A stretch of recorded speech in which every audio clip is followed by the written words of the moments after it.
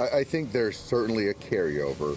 I think that what Jason did for our guys, and with what Miguel Rojas, and those are glue guys, and so kind of the veteran guys that we've already had in the organization, and also kind of allowing for those new guys to feel comfortable, excited to be here, is really important. And so I think that when you get talent, you get character. I think that's a good recipe.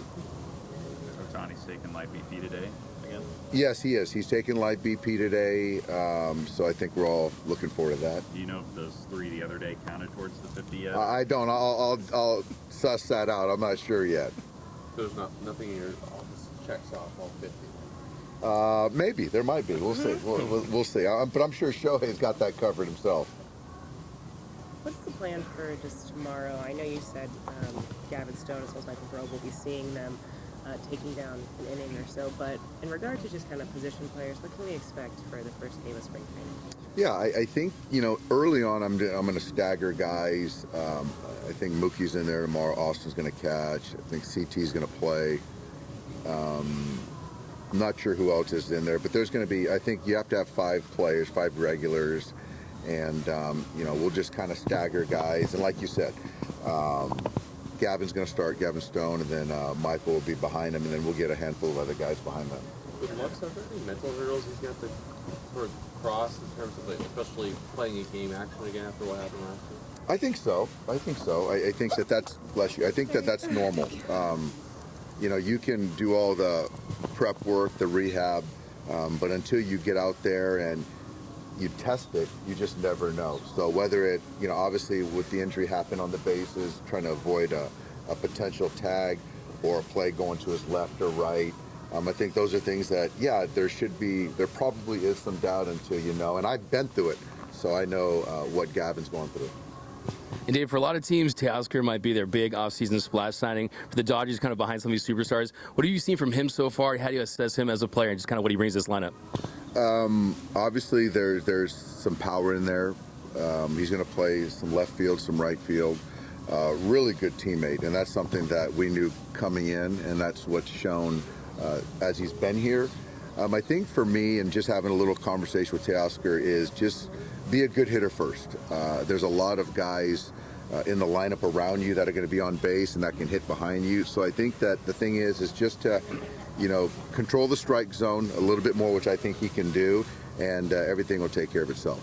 Yeah, just kind of looking ahead, he's kind of bat most of his career at the cleanup spot. How do you envision him in this lineup? Do you think there's a chance he could see the lion's share of that bats at that cleanup spot?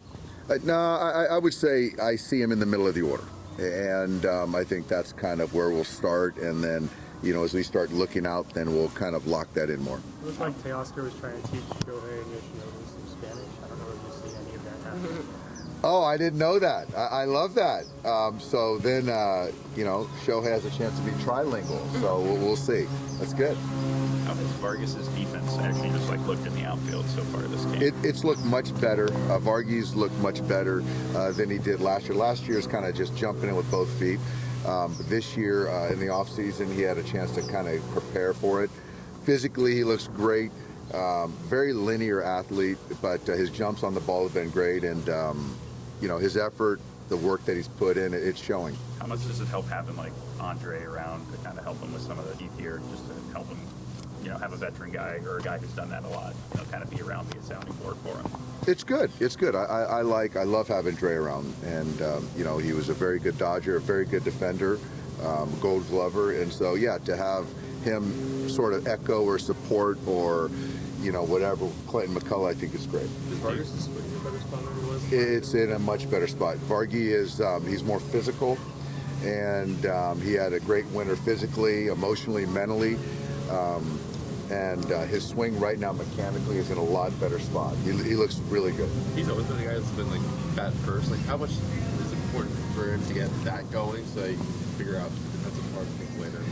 It's obviously they're both hand in hand, but I think that for us is we're always going to bet on his bat.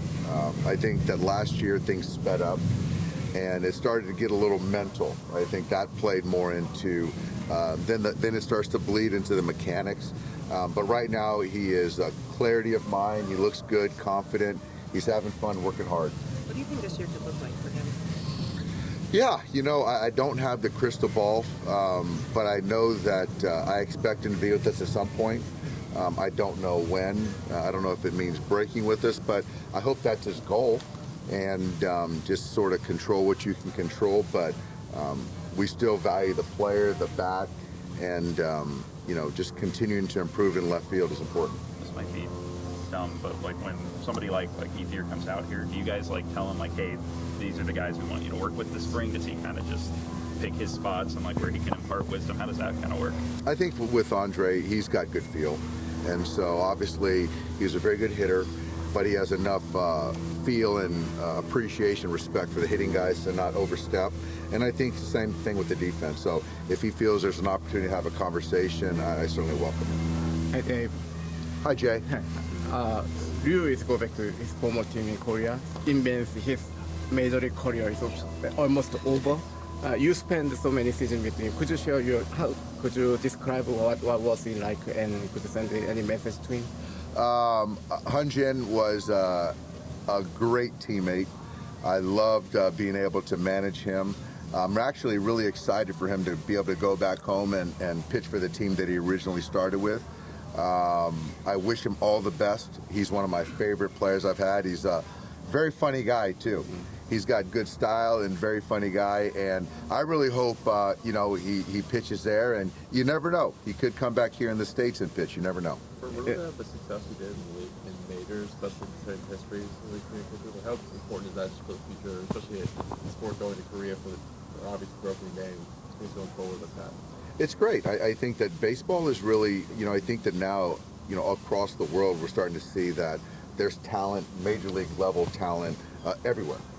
And so obviously Korea is a big part of it. They play well in the WBC, and to get, players, from there, from Japan, from Latin America, they all want to kind of test their talents here in the States, and so for us to go there and showcase our team, our Major League Baseball in Seoul, South Korea this year, that's exciting for all of us. And again, going back to Hyun-jin, I'm really excited for him, and hopefully we'll get a chance to see him when we're over there. Well, there's some possibility that you guys gonna face him when you play with the Team Korea. What is it like? I'm just going to tell our guys to sit on the changeup because he's going to throw the changeup. Yeah. Thanks, guys. Thanks, guys.